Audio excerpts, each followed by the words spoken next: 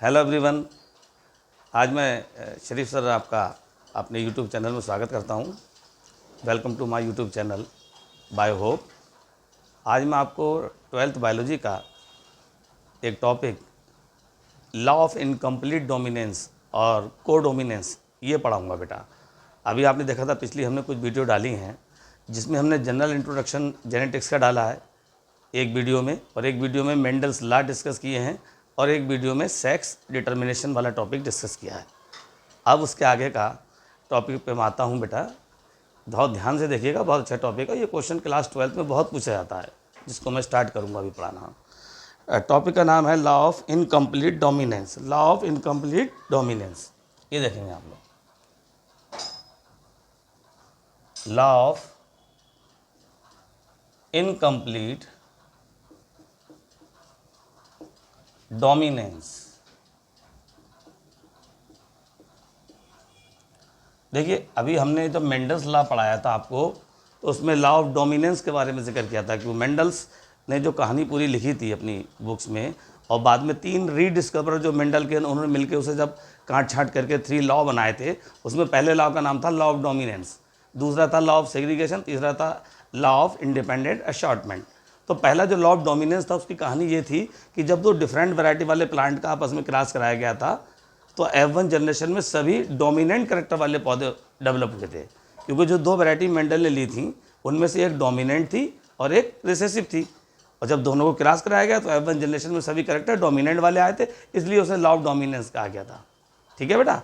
वो मेंडल के तीनों रीडिस्कवरर, जिनके नाम मैं आपको पहले ही बता चुका हूँ, उन्होंने मिल के दिया था। लेकिन जब वो तीनों लॉ प्रपोज्ड हो गए, उसे पब्लिश कर दिया गया, ठीक है, पूरे वर्ल्ड में किताबों में छप गए, फैल गए, उसके बाद उन्हीं 3 रीडिस्कवर मेंडल के जो थे, कौन कौन से थे एक बार नाम मैं फिर बता रहा हूँ। एक का नाम था लॉ ऑफ एक का नाम था जर्मनी के करेंस, एक थे हॉलैंड के ह्यूगो डी ब्रीज, और एक थे ऑस्ट्रिया के वॉन शेरमार्क। ये तीनों मेंडल के रीडिस्कवर थे बेटा। तो उसमें से जो जर्मनी के करेंस नाम के साइंटिस्ट थे, उनको जब तीनों लॉ प्रपोज हो गए थे, इन तीनों की सहमति से हुए थे तीनों साइंटिस्ट के, बाद में करेंस को एक ऐसा पौधा मिला जो लॉ ऑफ डोमिनेंस को गलत साबित कर रहा था, जहाँ पर लॉ ऑफ डोमिनेंस लागू नहीं हो रहा था, एप्लीकेबल नहीं हो रहा था।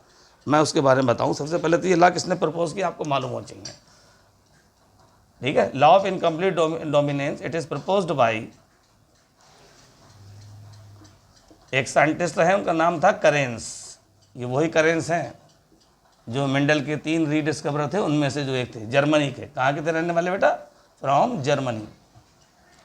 करेंस फ्रॉम जर्मनी। ठीक है, जर्मनी के करेंस थे, ये ध्यान रखना है। अब हम जो दूसरी बात कर रहे हैं वो ये कि करेंस ने ये लॉ प्रपोज किया था, जर्मनी के रहने वाले थे। ये ध्यान रखना, अक्सर लोग इसका नाम ही गलत बता देते हैं। ज़्यादातर किसी से पूछो तो इनकम्प्लीट डोमिनेंस लॉ किसने दिया, वो मेंडल नाम बताएगा, जबकि वास्तव में मेंडल ने तो कोई लॉ ही नहीं दिया था। ठीक है, तो ये लॉ करेंस ने दिया था, आप हमेशा ध्यान रखें इस बात को। तो law of incomplete dominance, it is proposed by Correns from Germany. Actually इन्हें जो प्लांट मिला, उस प्लांट का नाम मैं आपको बता दूं। जो प्लांट इन्होंने डिस्कवर, इसका नाम था, प्लांट का नाम स्नैपड्रैगन। स्नैपड्रैगन नाम का प्लांट था। स्नैपड्रैगन भी कहते हैं इसको, एक नाम और एंटीरेनियम मेजस के नाम से भी जाना जाता है, साइंटिफिक नेम इसका एंटीरेनियम मेजस इसका नाम होता है। ये एंटीरेनियम मेजस कह लो, या डॉग फ्लावर भी कहते हैं, डॉग फ्लावर भी कह सकते हैं, या 4 o'clock प्लांट के नाम से भी जानते हैं बेटा इसको। 4 o'clock कह लो, या मिराबिलिस जलापा, साइंटिफिक नेम मिराबिलिस जलापा भी कहते हैं इसको, मिराबिलिस जलापा। हिंदी में से गुलाबाज भी कहते हैं। तो इस पौधे का यूज़ किया था। ज़्यादातर पेपर में जो नाम आता है वो ज़्यादातर मैं देख चुका हूँ, बोर्ड में कई बार जो नाम आया, या तो स्नैपड्रैगन करके बेटा पूछा जाता है, या फिर एंटीरेनियम मेजस कह के ज़्यादातर पूछा जाता है।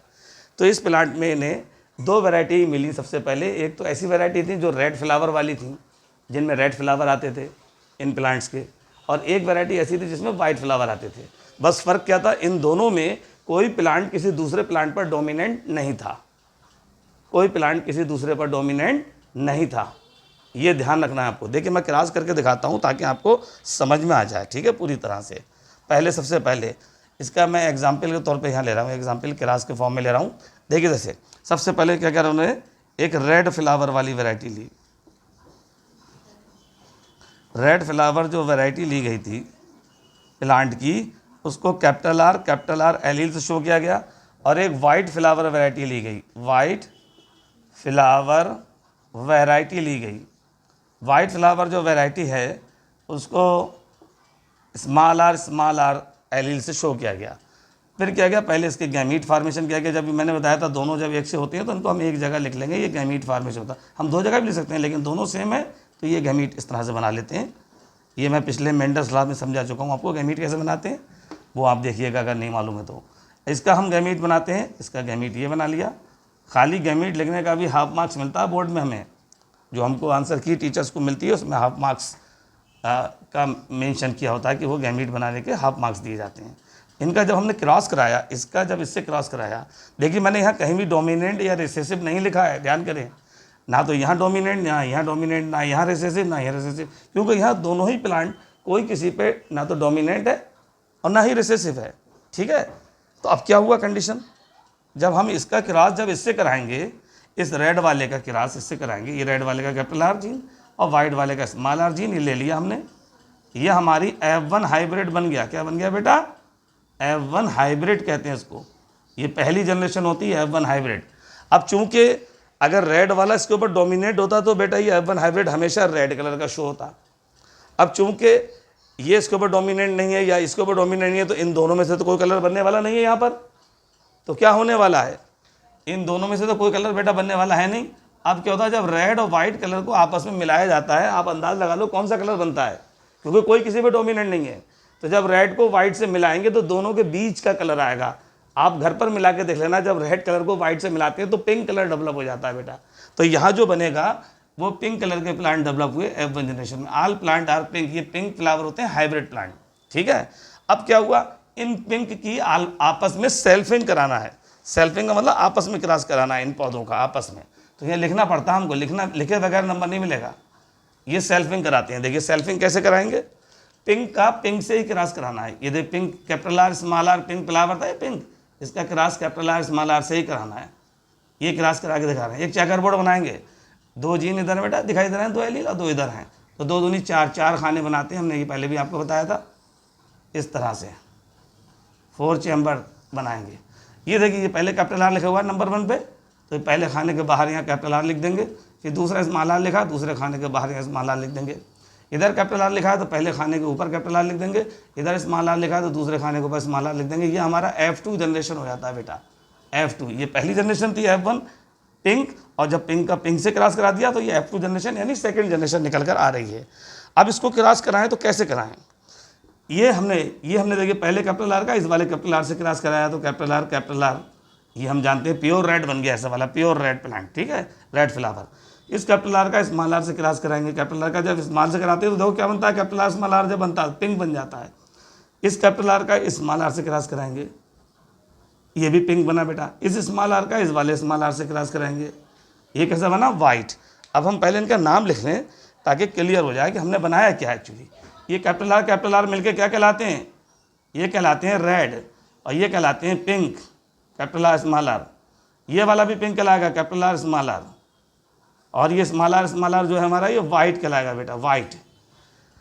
तो ये हमने इसका चेकर बोर्ड बना दिया। अब हमें लिखना पड़ता है इसका फिनोटाइप और जीनोटाइप रेशियो। यहाँ लिखेंगे, उधर जगह नीचे अगर होती है तो नीचे लिख देते हैं, और जगह अगर नीचे नहीं है तो साइड से लिख देंगे इधर, ठीक है। अगर जगह हो आपकी कॉपी में तो नीचे ही लिखिएगा इसके। तो यहाँ हम लिखते हैं फिनोटाइप रेशियो। यहाँ ध्यान से देखिएगा, फिनोटाइप रेशियो या फिनोटिपिक रेशियो भी कहते हैं इसे। फिनोटिपिक रेशियो क्या आता है इसका, और जीनोटाइप रेशियो क्या, ये सेम आएगा दोनों रेशियो। पहली बार ऐसा हो रहा है कि फिनोटाइप और जीनोटाइप दोनों रेशियो जो हैं वो सेम निकल कर आने वाले हैं। अभी इससे पहले मैंने कई क्रॉस आपको कराए, उसमें सेम नहीं आए थे रेशियो। ध्यान से देखिए, फिनोटाइप रेशियो ये होता है जो नीचे हम लिख देते हैं, इसको देखकर जो हमने नीचे लिख दिया, यानी जो प्लांट का एक्सटर्नल अपीयरेंस होता है, जो बाहर से हमें दिखाई देता है। तो जो हम नीचे लिख देते हैं इसका मतलब भी हमें बाहर से दिखाई दे रहा है। तो अब देखिए फिनोटाइप रेशियो में हमें नीचे क्या दिखाई दे रहा है, ये रेड। तो पहले एक रेड हो गया बेटा, ठीक है। फिर दूसरा क्या हो गया, 2, 1 और ये 2 हो गए हमारे पिंक, ये हो गया, ठीक है बेटा। फिर एक ये नीचे दिखाई दे रहा है वाइट, ये हमारा वाइट हो गया। तो हमारा जो फिनोटाइप रेशियो जो आया है वो 1:1 का आया निकल के, 1:1, 1:2:1, ठीक है। इसका मतलब ये हुआ एक रेड, 2 पिंक और एक वाइट, ठीक।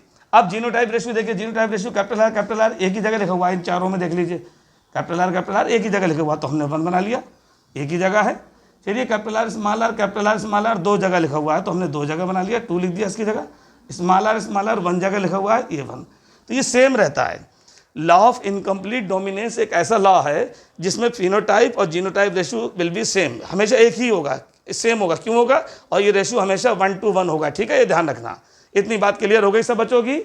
अब मैं दूसरे लॉ पे आता हूँ इसके पढ़ाने के। ये मैंने इनकम्प्लीट डोमिनेंस कंप्लीट कर दिया आपका। अब आप देखिए इसके बाद कोडोमिनेंस का, लॉ ऑफ कोडोमिनेंस की बात करूँगा मैं। कोडोमिनेंस का भी एक लॉ बेटा पढ़ाया गया, उसको ध्यान समझ लें। इसको यहाँ लिखते हैं हम लोग कोडोमिनेंस।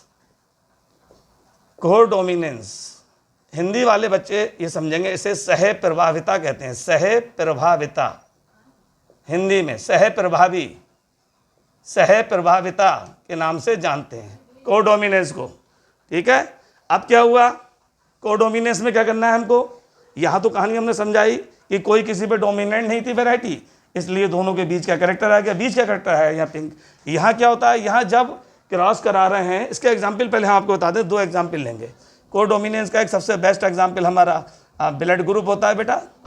ब्लड ग्रुप में पाए जाने वाला AB blood group. Blood group कौन सा blood group? AB blood group जो होता है, ये कोडोमिनेंस का बेस्ट एग्जाम्पल है। ये समझाएंगे ब्लड ग्रुप अगले वाले वीडियो में आपको, ठीक है। इसके अलावा एक एग्जाम्पल मैं यहाँ और डिस्कस कर रहा हूँ, वो है स्किन कलर ऑफ कैटल्स। ये इंपॉर्टेंट है, ये मैं आज आपको करा देता हूँ। स्किन कलर ऑफ, इस वीडियो में ये समझा देता हूँ मैं आपको, skin colour of kettles. Kettles हम लोग कहते हैं मवेशियों को, मवेशी यानी जानवर। कैटल्स का मतलब होता है मवेशी। तो जानवरों में जो स्किन कलर होता है, आपने बहुत से जानवर देखे होंगे जिनकी स्किन कलर रेड होता है, किसी का स्किन कलर वाइट होता है, किसी का ब्लैक होता है, किसी पे धब्बे पड़े होते हैं रेड एंड वाइट के, किसी पे ब्लैक एंड वाइट के धब्बे पड़े होते हैं। ऐसे एनिमल हमको देखने को मिलते हैं, तो वो स्किन कलर की बात हो रही है यहाँ पर। तो कोडोमिनेंस कंडीशन क्या होती है, यहाँ पर स्किन कलर को एग्जाम्पल लेकर मैं आपको समझा रहा हूँ, एनिमल्स की स्किन के कलर को, रेड एंड वाइट स्किन के कलर के एनिमल्स को, या ब्लैक एंड वाइट स्किन के कलर को ध्यान में रखकर। तो यहाँ दोनों ही कलर जो हैं, स्किन में पाए जाने वाले जो 2 कलर हैं, वो भी किसी पे डोमिनेंट नहीं होते, एक दूसरे के ऊपर डोमिनेंट नहीं है दोनों कलर, ठीक है। और ना ही उन दोनों कलर के बीच की स्टेज आती है, जैसे यहाँ पे बीच की स्टेज पिंक निकल कर आई थी। यहाँ मामला दूसरा है, यहाँ दोनों कलर ही डोमिनेंट हैं। तो अगली जनरेशन हमारी आएगी, F1 जनरेशन, उसमें ये दोनों कैरेक्टर एक साथ दिखाई देंगे। कोडोमिनेंस का मतलब साथ साथ प्रभावी, साथ साथ एक साथ जाएंगे अगली जनरेशन में। देखिए कैसे जाएंगे, मैं एग्जाम्पल ले लूँ। स्किन के रेड कलर का एग्जाम्पल मैंने बताया था आपको, लूँगा ये वाला, ये कराता हूँ आपको, ठीक है। देखिए सबसे पहले मैं यहाँ लिखूँगा, एक तो रेड स्किन कलर का ले लेता हूँ, रेड स्किन वाले मवेशी लेता हूँ, रेड स्किन कैटल्स, ये लिख दिया मैंने, रेड स्किन कैटल्स। लाल स्किन वाले जो कैटल्स हैं, एक लिख दूंगा बेटा वाइट स्किन कैटल। ये वाइट स्किन वाले कैटल होते हैं, वाइट, इनकी चमड़ी जो है वो वाइट होती है, स्किन खाल जो होती है, वाइट स्किन कैटल्स, ठीक है। ये मैंने ले लिया यहाँ। इनको कैसे शो करते हैं, रेड वालों को कैपिटल आर से शो करेंगे, और वाइट वालों को स्मॉल आर से शो करेंगे, ठीक है बेटा। अब हम सबसे पहले इनके गैमीट वैसे ही बनाएंगे, सेम जैसे वहाँ बनाए थे। ये हमारा गैमीट फॉर्मेशन हो गया। यहाँ गैमीट मैं लिख देता हूँ, गैमीट लिखने का भी हाफ मार्क्स मिल जाता है बोर्ड में हमको, तो गैमीट बनाना भी बच्चों को आना चाहिए। ये हमने पहले गैमीट फॉर्मेशन कर लिया रेड एंड वाइट स्किन वालों का। और जब अब हमने बोला यहाँ दोनों ही कलर डोमिनेंट हैं, ये भी डोमिनेंट है, ये भी डोमिनेंट है, तो जब दोनों डोमिनेंट है तो दोनों एक साथ अगली जनरेशन में एक साथ अपीयर होते हैं।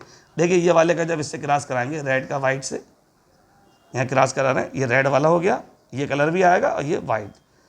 तो ये हमारा जो F1 हाइब्रिड यहाँ बन रहा है, F1 हाइब्रिड जो बन रहा है बच्चों, तो इसका कलर ना तो अगर ये केवल ये वाला इस पर डोमिनेट होता तो यहाँ रेड कलर डेवलप होता, और अब सिर्फ ये वाला इस पर डोमिनेट होता तो वाइट कलर डेवलप होता। अब चूंकि दोनों ही डोमिनेंट हैं तो यहाँ रेड एंड वाइट दोनों कलर एक साथ, जगह जगह स्पॉट्स, आपने बहुत से एनिमल देखे होंगे जिनकी स्किन पर रेड एंड वाइट स्पॉट्स पड़े होते हैं, बहुत सी काउज देखे होंगे, काऊ गाय वगैरह, हैं। बहुत सी जो कैट्स देखे होंगे, कैट्स की स्किन पर रेड एंड वाइट स्पॉट्स पड़े होते हैं, डॉग्स देखे होंगे उनकी स्किन पर पड़े होते हैं।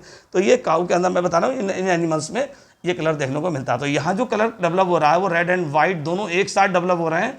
इस कलर को हम बोलते हैं रोन कलर्ड। क्या बोलते हैं बेटा? रोन कलर्ड एनिमल। हिंदी में बोलेंगे चितकबरे। चितकबरे होते हैं, दो कलर एक साथ अपीयर हुए इसलिए चितकबरा बोलते हैं इनको, इन एनिमल्स को।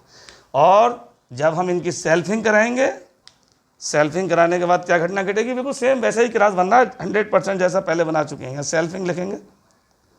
सेल्फिंग जब हम कर लेते हैं तो हमको क्या देखने को मिलता है? यहाँ पर सेल्फिंग में सेम क्रास कराएंगे हम इसका, चितकबरे का चितकबरे से। कैपिटल आर स्मॉल आर, ये हमारा रोन कलर था, इसका cross same capital R small R, यानी चितकबरे का चितकबरे से क्रास करा रहे हैं।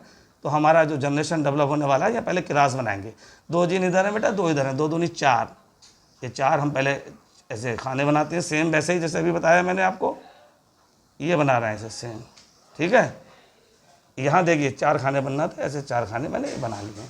अब आप देखिए ये हमारा F2 जनरेशन डेवलप होने वाला है। जैसे वहाँ यहाँ भी F2 जनरेशन था, आप देख सकते हैं यहाँ भी F2 जनरेशन है। क्रास कैसे बनाएंगे? इस कैपिटल आर को पहले वाले खाने के बाहर लिख दिया, स्मॉल आर आया दूसरा, इस दूसरे खाने के बाहर लिख दिया। यहाँ कैपिटल आर पहले है तो इस पहले खाने के ऊपर लिख दिया, यहाँ स्मॉल आर बाद में, तो स्मॉल आर इसके दूसरे खाने के ऊपर स्मॉल आर आ जाएगा यहाँ। ये हम पहले भी समझा चुके हैं। इस कैपिटल आर का सेम वैसे ही बनेगा जैसा उधर बनाया, बस नाम चेंज हो जाएंगे। कैपिटल आर स्मॉल आर, ये स्मॉल आर है, ये कैपिटल आर, तो कैपिटल आर स्मॉल आर, यहाँ भी स्मॉल आर है, स्मॉल आर है, वो यहाँ भी हो गया। ठीक है, अब हम इसका नाम लिखने जा रहे हैं, वो आप ध्यान से देख सकते हैं। नाम कैसे लिखें ये आपको बता। अब ये कैपिटल आर प्योर है, जैसे ये लिखा था कैपिटल आर, तो ये रेड कलर स्किन था, तो यहाँ रेड लिख देंगे, रेड स्किन कलर रेड। इस कैपिटल आर का स्मॉल आर से कराया, तो कैपिटल आर स्मॉल आर मिल गया, कैपिटल आर स्मॉल आर मिल गया, क्या बन रहा था बेटा? ये रोन कलर्ड बन रहा था। कौन सा बन रहा था? तो ये रोन कलर्ड हो गया, रोन कलर, चितकबरा। यहाँ भी कैपिटल आर स्मॉल आर मिलकर यहाँ भी रोन कलर डेवलप हुआ, रोन। और ये स्मॉल आर का स्मॉल आर से मिला, तो यहाँ पर बेटा वाइट, प्योर वाइट, जैसा कि यहाँ दिखाई दे रहा है, प्योर वाइट। अब हम इसका फिनोटाइप और जीनोटाइप रेशियो लिखेंगे तो बिल्कुल सेम होगा। इस लॉ का भी और इस लॉ का भी, इस लॉ का भी, दोनों का फिनोटाइप जीनोटाइप रेशियो सेम होता है, जो बीच में लिखा हुआ है, ये ध्यान रखिएगा। इस वाले क्रास का भी और बेटा इस क्रास का भी है, ये दोनों एक ही जगह लिख दिए मैंने। Phenotype genotype ratio will be same. यहाँ सेम क्यों आ रहा है?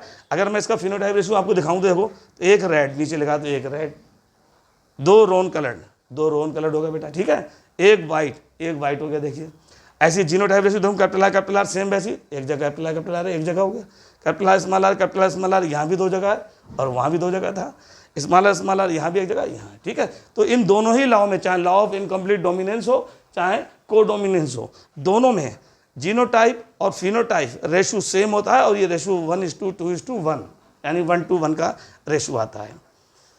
एक हल्का सा हाईलाइट दिखाऊंगा ताकि एक पूरा माहौल बन जाए। पहले मैंने लॉ ऑफ इनकम्प्लीट डोमिनेंस पढ़ा है, मैंने बताया this law proposed by Correns from Germany, Germany के रहने वाले करेंस ने दिया था ये लॉ।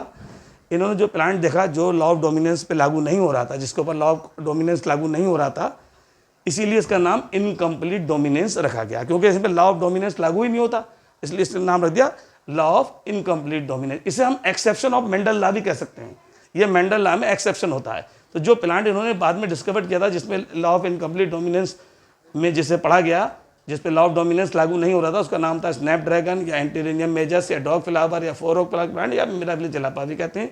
इन प्लांट में red and white flower variety होती है, और जब in red white flower variety कोई किसी पे डोमिनेंट नहीं होती, और जब इन दोनों का आपस में क्रॉस कराते हैं red and white flower variety का, तो F1 जनरेशन में सभी प्लांट पिंक कलर के डेवलप होते हैं। और जब इनकी सेल्फिंग कराते हैं, यानी आपस में क्रॉस पॉलिनेशन करा दिया, इनका सेल्फिंग करा दी, सेल्फ पॉलिनेशन करा दिया, तो F2 जनरेशन में इनका फिनोटाइप जीनोटाइप रेशियो सेम आता है, जो लगभग 1:1 होता है। सेम ऐसे ही यहाँ था।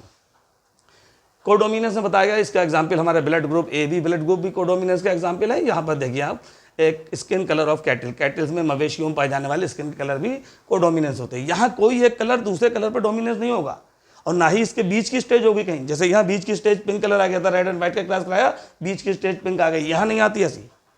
यहाँ कोई दोनों में से कोई भी जीन एक दूसरे पे डोमिनेंट नहीं है, पहली चीज़, और दूसरा ना ही इनके बीच की स्टेज यहाँ आएगी। यहाँ दोनों ही कलर डोमिनेंट हैं, इसलिए वो F1 जनरेशन में दोनों कलर एक साथ दिखाई दे रहे हैं।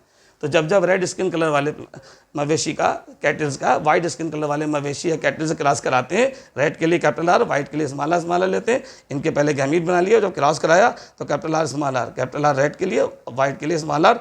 जब दोनों F1 हाइब्रिड ये बन गया हमारा कैपिटल आर स्मॉल आर का, तो ये रोन कलर्ड कहलाएगा, क्योंकि इसमें व्हाइट कलर के पैचेस भी एनिमल की स्किन पे दिखाई देंगे और रेड के भी, दोनों कलर एक साथ दिखाई दे रहे हैं, इसलिए चितकबरा यानी रोन कलर्ड का एनिमल डेवलप हो रहा है यहाँ पर। और जब इसे रोन कलर्ड को आपस में सेल्फिंग कराते हैं तो F2 जनरेशन में इनका फिनोटाइप और जीनोटाइप दोनों रेशियो यहाँ भी सेम आता है। कितना होता है? 1:1 होता है। बच्चों आपने देखा, ये मैंने लॉ ऑफ इनकम्प्लीट डोमिनेंस और को डोमिनेंस दोनों आपको समझा दिए हैं। उम्मीद करता हूँ आपके समझ में आ गए होंगे। अगर आपको समझ में आ रहा है मेरा चैनल, मैं बार बार आपसे कह रहा हूँ, मेरे चैनल के, मेरी वीडियो को लाइक कीजिए, मेरे चैनल को बेटा सब्सक्राइब कीजिए और बेल आइकन का बटन दबाइए, ठीक। और इसी तरह इन वीडियो से फ़ायदा लेते रहिए। शुक्रिया, बहुत बहुत शुक्रिया।